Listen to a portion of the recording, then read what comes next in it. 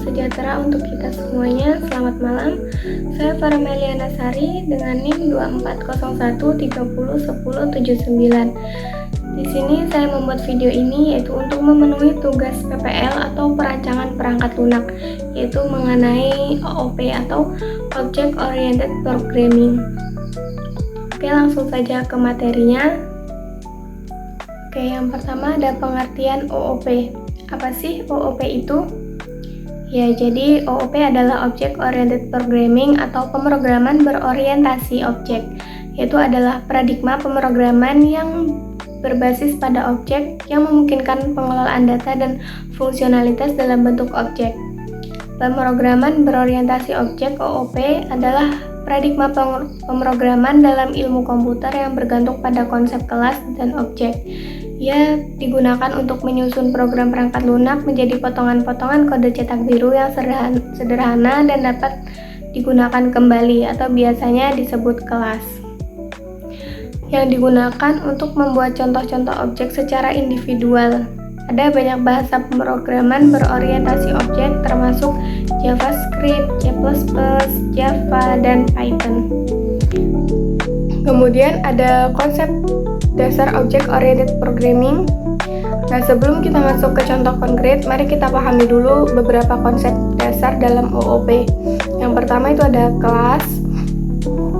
Kelas berisi kode-kode yang menjelaskan mengenai perilaku sebuah objek dan interaksinya dengan dirinya sendiri atau satu sama lain. Kelas berbentuk prototype atau blueprint atau rancangan yang menjelaskan variabel dan metode-metodenya pada seluruh objek. Fungsi dari kelas adalah untuk menampung isi dari program yang dijalankan. Yang kedua itu ada metode atau method. Metode merupakan fungsi yang ada di dalam kelas. Metode dapat diakses dengan akses user dan modifier. Dalam penerapannya, objek menyimpan data dalam banyak variabel dan mengimplementasikan perilakunya menggunakan metode atau metode. Yang ketiga itu ada objek. Objek ini merupakan benda secara nyata yang merupakan hasil acuan dari kelas. Dalam pemrograman, objek diartikan sebagai bagian dari sebuah aplikasi dalam software yang di dalamnya menghubungkan variabel-variabel dan juga metode yang keduanya saling berkaitan. Yang keempat, itu ada atribut atau properti. Atribut ini adalah sebuah variabel yang berfungsi menjelaskan di dalam kelas, tetapi tidak berada dalam satu fungsi dari kelas. Pada pemrograman, atribut berada di dalam kelas yang memberikan informasi. Atribut dapat diakses dengan tiga jenis user. Yang pertama, user modifier, yaitu public, private, dan protected. Kemudian ada prinsip-prinsip OOP. OOP adalah sebuah konsep yang mempunyai beberapa prinsip terkait dengan prosesnya. Prinsip-prinsip ini juga disebut dengan 4 pilar OOP. Berikut ini adalah prinsip-prinsip dari Object Oriented Programming. Yang pertama ada encapsulation atau enkapsulasi. Istilah encapsulation ini adalah konsep mengenai peningkatan data atau metode yang menjadikan data menjadi satu unit. Fitur yang sering digunakan pada enkapsulasi adalah fitur informasi hiding mekanisme. Cara kerja mekanisme ini adalah dengan menghilangkan akses publik ke atribut-atribut yang terdapat pada kapsul tersebut. Dengan metode ini, kita dapat dengan mudah mendefinisikan atribut yang dapat dibaca dan diperbaharui. Yang kedua ada inheritance atau pewarisan.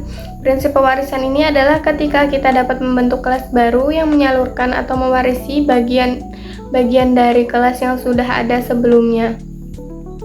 Prinsip ini menggunakan sistem bertingkat. Semakin spesifik subkelasnya, maka akan semakin sedikit pula komponen yang diwarisi dari kelas tersebut. Itulah sistem dari pewarisan. Yang ketiga ada abstract class atau abstraksi. Abstraksi ini adalah memiliki informasi yang bersifat abstrak dan metode-metode dari sekumpulan data. Sifat dari abstract class ini tidak dapat diubah. Abstract class mempunyai informasi dan juga metode-metode yang dapat diturunkan dari subkelasnya. Setelah semua subkelas akan mengikuti semua metode turunan dari abstract class tersebut. Yang keempat ada polymorphisme atau polymorphisme. Prinsip polimorfisme adalah suatu konsep ketika objek berbeda-beda dapat diakses hanya melalui satu interface. Dalam Java terdapat dua jenis polimorfisme, yaitu static polimorfisme dan dynamic polimorfisme.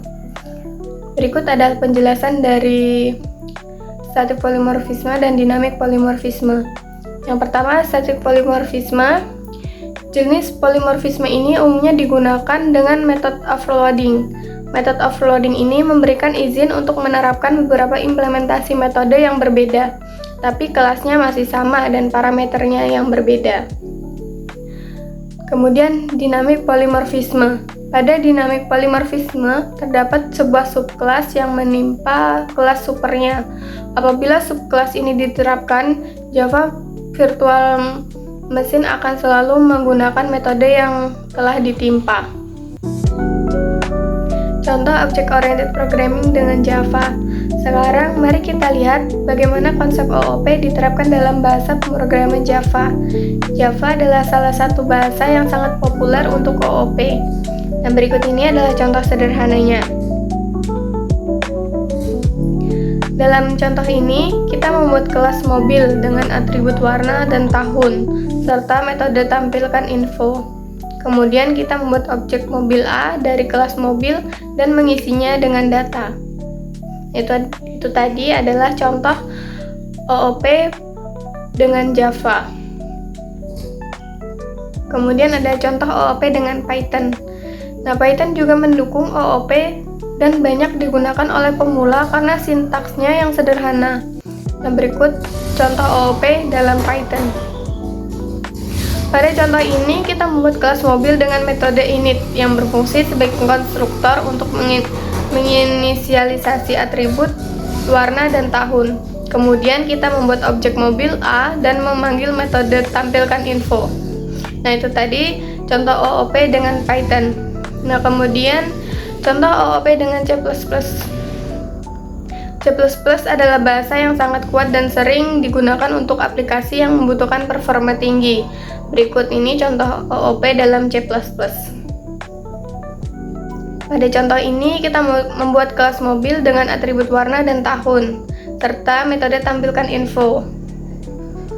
Kemudian kita membuat objek mobil A dari kelas mobil dan mengisinya dengan data. Kemudian, keuntungan menggunakan OOP. Apa sih keuntungannya? Mengapa banyak programmer memilih menggunakan OOP? Nah, berikut ini adalah beberapa keuntungannya. Yang pertama ada modularitas. Kode lebih terstruktur dan terbagi dalam modul-modul kecil, kelas dan objek yang mudah dipelihara. Kedua ada reusabilitas. Kelas yang sudah dibuat bisa digunakan kembali di proyek lain, menghemat waktu dan usaha. Yang ketiga ada skalabilitas. OOP memudahkan pengembangan proyek besar karena kita bisa dengan mudah menambahkan kelas dan objek baru tanpa mengganggu kode yang sudah ada. Yang keempat ada efisiensi. Kode yang terstruktur memudahkan proses debugging dan pengujian. Kemudian ada kekurangan OOP. Apa kekurangan OOP? Nah, setelah kita memahami kelebihan OOP, tidak adil jika kita tidak mengetahui apa saja kekurangannya. Tidak ada yang sempurna, pastinya konsep Object-Oriented Programming juga memiliki kekurangan, diantaranya yaitu panjang program yang dikembangkan menggunakan bahasa OOP adalah jauh lebih besar daripada pendekatan prosedural. Karena program menjadi lebih besar dalam ukuran proses eksekusi, jadi memakan waktu yang lebih lama. Yang kedua, kita tidak dapat menerapkan OOP di bahasa pemrograman karena ini bukan bahasa universal. Ketiga, harus memiliki keterampilan merancang dan pemrograman yang tinggi serta perancangan yang tepat karena menggunakan OOP sedikit rumit. Yang keempat, semuanya diberlakukan sebagai objek di OOP. Jadi sebelum menerapannya, kita harus memiliki pengetahuan yang sangat baik dalam hal objek. Nah, itu tadi adalah kekurangannya. Kemudian manfaat OOP untuk rekayasa perangkat lunak. Apa aja manfaatnya? Yang pertama ada OOP memodelkan hal-hal kompleks sebagai struktur yang dapat diproduksi dan sederhana. Kemudian ada objek OOP yang dapat digunakan di berbagai program. Kemudian polimorfisme memungkinkan perilaku khusus kelas. Lebih mudah untuk didebak, kelas sering kali berisi semua informasi yang berlaku bagi mereka. Terakhir, melindungi informasi sensitif dengan aman melalui enkapsulasi. Itu tadi adalah manfaat OOP untuk rekayasa perangkat lunak. Oke, kemudian ada sedikit sejarah singkat OOP atau Object Oriented Programming. Konsep OOP pertama kali muncul di MIT, Massachusetts Institute of Technology pada era 1960-an.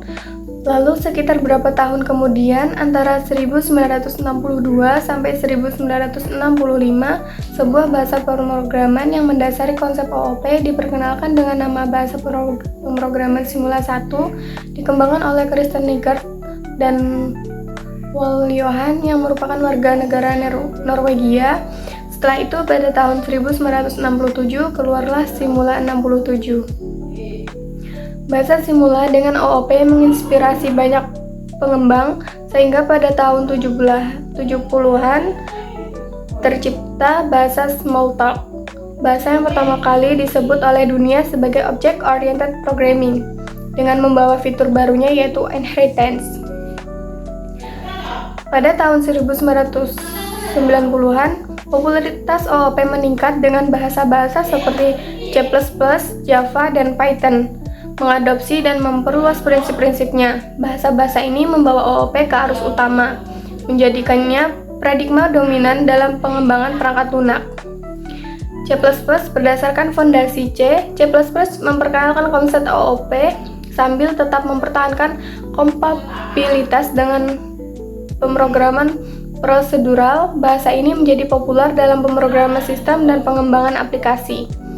Kemudian Java membawa OOP ke tingkat perusahaan dengan filosofinya tulis sekali, jalankan di mana saja. Pustaka standarnya yang tangguh dan independensi platform membuatnya menjadi favorit untuk aplikasi web dan perusahaan. Kemudian Python, meskipun bukan secara eksklusif, bahasa OOP Python menggabungkan prinsip-prinsip OOP dengan cara yang fleksibel dan mudah dipahami sehingga membuatnya mudah dipahami pemula dan canggih bagi para ahli. Itu tadi adalah penjelasan sedikit mengenai Object Oriented Programming dari saya. Mohon maaf jika ada kesalahan kata atau perkataan yang kurang berkenan, mohon dimaafkan. Sekian dari saya. Wassalamualaikum warahmatullahi wabarakatuh.